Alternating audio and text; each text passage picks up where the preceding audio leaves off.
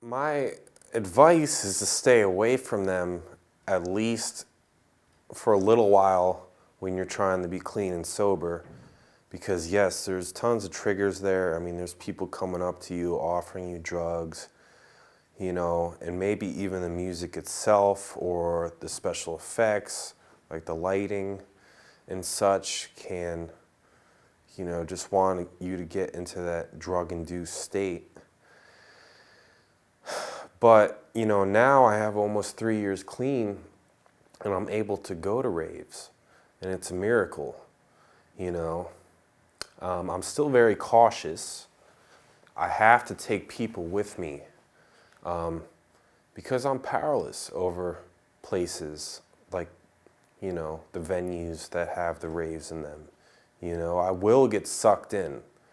As much as I'll tell myself I'm not going to use a drug when I go into an environment or a situation, where they're around, I'm powerless. I can't control it. I will just act out impulsively on just taking a drug, And so my biggest advice is if you're going to go back to those environments, take people with you, that don't do that stuff,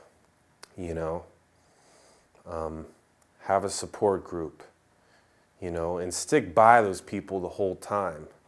And, I do that and I find myself just enjoying it on a whole other level, I'm dancing, I can actually, keep with the beat, I'm not all over the place. And another thing is I was very psychotic, when I would take the drugs and I'd go to the raves.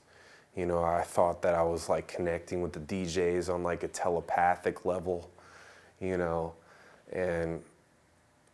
it's just, I was living in delusion. I had drug-induced psychosis, and now, I'm down to earth and I can just see that we're just here having a good time, and, I dance, I can, talk to women, I can talk to my friends, and I don't have to worry about also who's got what can I get from this person, because that's another thing. We go to raves trying to get drugs, but how much of it is really about the music or is about the dancing? Now, for me, it's all about those things. I've taken the drugs out, and so I can focus my energy on really having a good time. When I went to raves, I'd spend so much time just trying to get the drugs. And then by the time I got the drugs, and then I have to put them in my body, wait for them to kick in. The show was almost over.